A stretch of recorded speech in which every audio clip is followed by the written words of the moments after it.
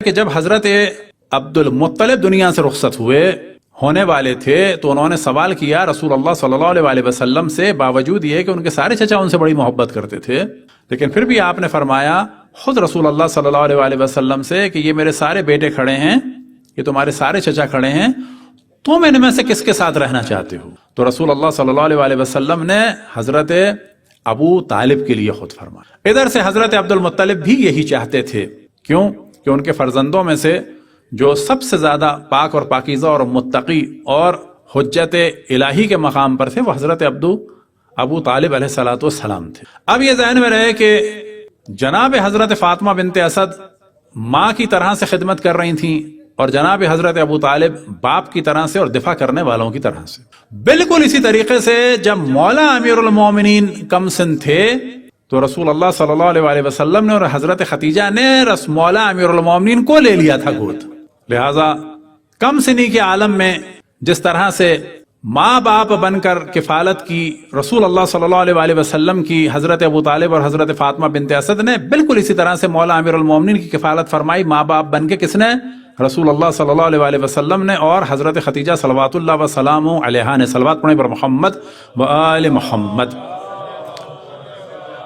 اب یہ ذہن میں رہے کہ ہندہ جو ہے وہ رضی اللہ ہے، معاویہ رضی اللہ ہے، ابو سفیان رضی اللہ ہے، لیکن حضرت عبد المطلب جو ہیں وہ کافر ہیں، کیونکہ یہ رسول اللہ کے جد ہیں۔ یاد رکھیں کہ یہ سب نفاق تھا کہ جو رسول اللہ صلی اللہ علیہ وسلم کے آخر وقت میں اٹھا، کہ جس کا سب سے بڑا جلوہ نظر آیا اس شخص کی جانب سے کہ جس نے رسول اللہ صلی اللہ علیہ وسلم سے کہا، کیا کہا؟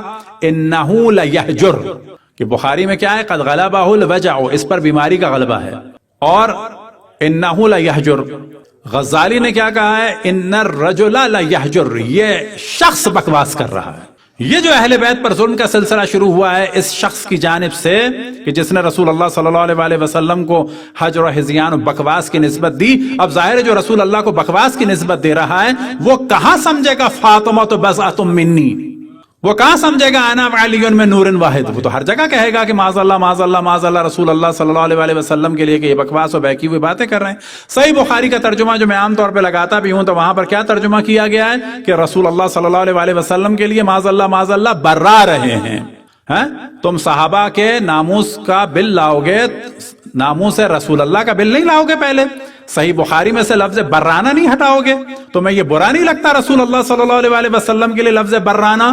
تم کسی جج کے لیے پسند کرتے ہو، باپ کے لیے پسند کرتے ہو، تمہارے خلفاء کے لیے ہم کہیں یہ برا رہا ہے؟ چلو ہم یہی کہہ دیتے ہیں کہ جب رسول اللہ صلی اللہ علیہ وسلم نے کہا کہ مجھے قلم و دوات دو تو ایک شخص برایا اور اس برانے والے نے رسول اللہ کے لیے لفظ برانا استعمال کیا، تو تم رسول اللہ کے لیے لفظ برانا استعمال کرو گے تو ہم اس کے لیے نہیں کریں گے۔ جنہوں نے 2 منٹ رسول اللہ کو دیکھا وہ صحابی ہو گئے، جن کی صلب میں نور تھا رسول اللہ کا اس کو تم نے کافر بنا دیا، یعنی والد رسول اللہ کو، حضرت عبد المطلب کو، جن کے شکم میں نور رسول اللہ اور جسم رسول اللہ تھا، جن کے خون سے جسم رسول اللہ بنا، تم نے اس کو کافرہ بنا دیا۔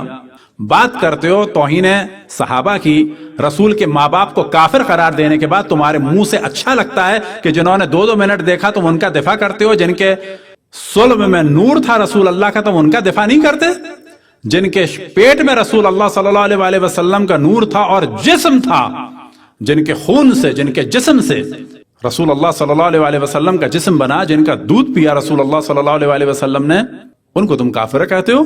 تاریخ میں ہے۔ اچھا تاریخ میں ہے تو تاریخ میں تو بہت سارے لوگوں کے نفاق ہے، تاریخ میں بہت سارے لوگوں کا ہے کہ حرام کی اولادیں تھے۔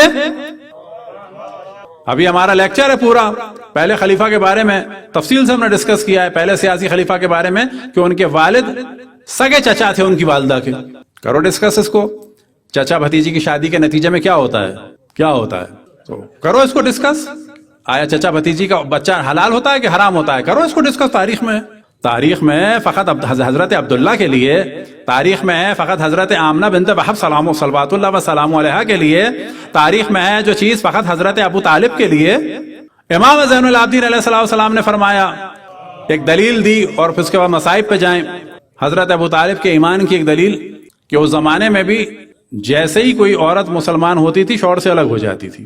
اب یہ ذہن میں رہے کہ حضرت خدیجہ سلام اللہ علیہا کے بعد جو سب سے پہلے ایمان لائیں رسول اللہ پہ وہ کون؟ حضرت فاطمہ بنت اسد۔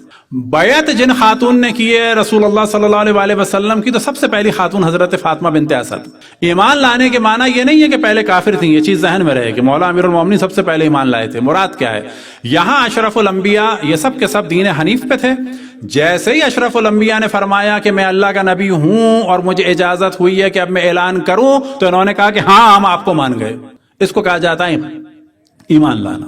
بس مولا امیر المومنین جو ایمان لائے، ہاں ایمان لائے، یعنی سب سے پہلے اقرار کیا کہ آپ نے کہا ہے کہ میں اللہ کا نبی ہوں، میں بھی مانتا ہوں، یہ ایمان لانا تھا۔ حضرت خدیجہ نے فرمایا کہ صحیح ہے میں آپ پر ایمان لائی۔ بالکل اسی طرح سے جو دوسرے نمبر پر خواتین میں ایمان لائیں حضرت فاطمہ بنت اسد صلوات اللہ وسلام علیہا، لیکن ان سب کو بنا دیا گیا کیا؟ کافر۔ اب حضرت فاطمہ بنت اسد کو اتفاق سے نہیں بنایا، لیکن امام زین العابدین نے اسی سے دلیل نکالی کہ اس زمانے میں خواتین الگ ہو جاتی تھیں اگر شوہر کافر ہو اور بیوی مسلمان ہو جائے، لیکن حضرت فاطمہ بنت اسد آخر وقت تک حضرت ابو طالب کے ساتھ رہی ہیں۔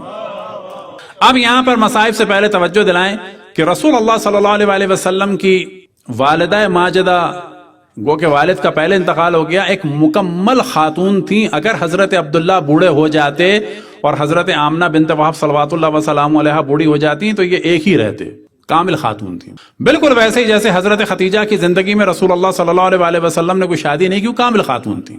بالکل ویسے ہی جیسے مولا امیر المومنین نے جناب سیدہ کی زندگی میں شادی نہیں کی، کامل خاتون تھیں۔